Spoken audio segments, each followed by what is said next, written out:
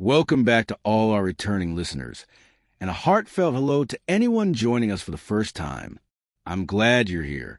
Today's chapter is a powerful reminder that God's timing is never late, even when it feels like the wait has been far too long. Have you ever carried a promise in your heart for years, unsure if it would ever come to pass? Well, in this chapter, we witness the long-awaited fulfillment of a promise God made to Abraham and Sarah, a moment that changes everything for their family. But it doesn't stop there. This chapter also brings difficult decisions, unexpected mercy, and a deeper look into God's care for both the chosen and the cast out. So let me ask you this. What do you do when the promise finally arrives, but the situation around it is still complicated? Before we begin reading Genesis 21, let's quickly place ourselves in the larger story. At this point, Abraham and Sarah have been waiting decades for the child God promised them. In the previous chapters, we saw their doubts, their decisions to take matters into their own hands, and the introduction of Hagar and Ishmael into the family dynamic. Now, as Abraham is nearly 100 years old and Sarah is well past childbearing age, we come to the moment where God's promise is fulfilled. But with that joy also comes pain, tension, and hard choices that test Abraham's faith once again.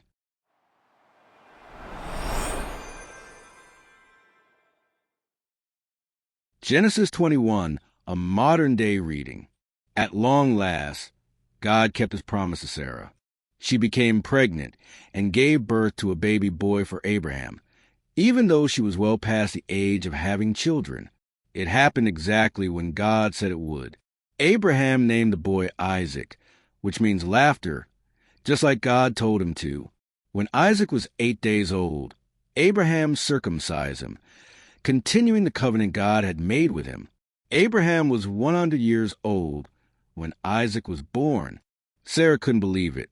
She said, "God has brought me laughter, and everyone who hears about this will laugh with me."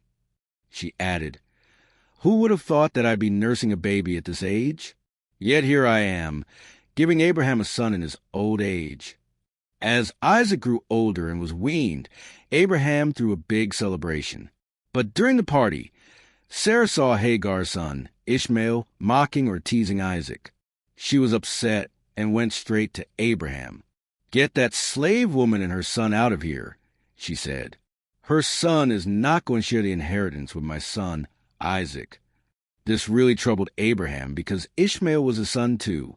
But God said to Abraham, "Don't be distressed about the boy or his mother. Do what Sarah is asking. Isaac is the one I've chosen to carry on your legacy. But I'll also make a great nation from Ishmael, because he's your son." So early the next morning, Abraham packed up some food and a container of water, gave them to Hagar, and sent her off with Ishmael. They wandered in the desert of Beersheba. When the water ran out, Hagar placed her son under a bush and walked a short distance away. She sat down and began to cry. "I can't bear to watch him die," she said. But God heard the boy crying. An angel called to Hagar from heaven. "What's wrong, Hagar? Don't be afraid. God has heard your son's cries. Go comfort him. Take his hand, because I'm going to make a great nation from him." Then God opened her eyes, and she saw a well of water. She quickly filled the container and gave her son a drink. God stayed with Ishmael as he grew up. He lived in the desert and became a skilled archer. He settled in the desert of Paran, and his mother found him a wife from Egypt. Later on, Abimelech, the king, and his military commander Phicol came to Abraham. They said, "We can see that God is with you in everything you do. So let's make an agreement right here and now. Promise that you won't deal falsely with me or my descendants. We've treated you well. So treat us in our country well too." Abraham agreed. Then Abraham brought up complaint. "Some of your men seized a well of water that belonged to me." Abimelech replied, "This is the first I'm hearing of it. You never told me, and I had no idea it happened." So Abraham gave Abimelech sheep and cattle, and the two men made a formal agreement. Abraham also set aside 7 lambs from a flock. Abimelech asked, "Why did you set those lambs apart?" Abraham said, "Take these 7 lambs as a sign that I dug this well. It will serve as a witness between us." So the place was called Beersheba, which means well of the oath, because that's where they both made their agreement. Afterward, Abimelech and Phicol returned to their country. Abraham stayed in Beersheba, where he planted a tamarisk tree and worshipped the eternal God. He lived there as a foreigner for a long time.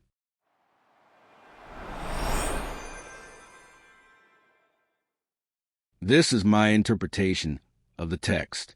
Genesis 21 is a turning point in Abraham and Sarah's journey. After years of waiting and uncertainty, their promised child, Isaac, is finally born. This moment shows that even when it seems like time has run out, God remains faithful to his promises. But the chapter isn't only about celebration. It also includes a painful parting when Hagar and Ishmael are sent away. Though difficult, this teaches us that God's plans sometimes involve hard decisions, but they still lead to purpose and protection. We also see God's compassion in how he cares for Hagar and Ishmael in the desert. He hears their cries and provides just what they need. This reminds us that no matter how far we feel from others or even from God, we are never beyond his reach or care. He sees, hears, and provides. Abraham's treaty with Abimelech at the end of the chapter shows how God was expanding Abraham's influence and bringing peace in the surroundings. It's a quiet but important moment. God was not just fulfilling promises for Abraham's family, but also preparing the land and relationships that would support future blessings.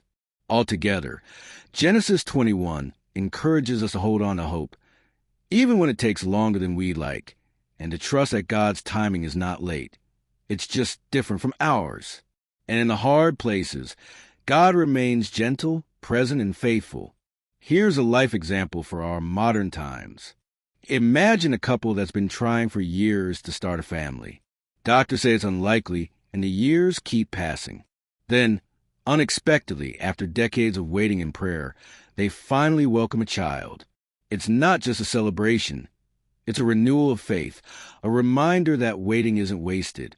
Or think of someone who has felt pushed aside, like Hagar in the desert. Maybe they lost a job, faced rejection, or were left to figure life out alone. Just when it feels like all hope is gone, a door opens. A stranger offers help. A job comes through. A friend calls. Those moments remind us that God hasn't forgotten us. He's still writing our story, even in the wilderness. This is a call to action for all of us.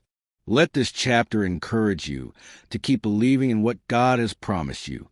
Even if it feels like your season has passed or your prayers have gone unanswered, stay the course. God has perfect timing. Like Abraham and Sarah, don't let delays make you doubt. Let them deepen your trust. And if you're walking through a lonely or painful moment like Hagar, know this: you are seen and you are not alone. Cry out to God. He listens. He cares. He provides. If this story speaks to you, please like this video. Subscribe for more faith-centered inspiration.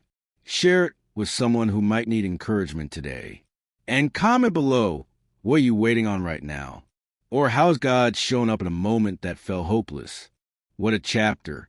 From the long-awaited birth of Isaac to God's care for Hagar and Ishmael, Genesis 21 shows us that no one is forgotten and no promise is ever too late.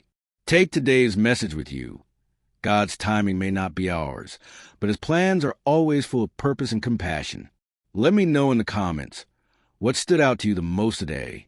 Have you ever felt like Hagar or Sarah in your own life? In our next episode, we'll walk into Genesis 22, where Abraham faces one of the biggest tests of his faith. You won't want to miss that. Until then, be encouraged, stay faithful, and I'll see you next time.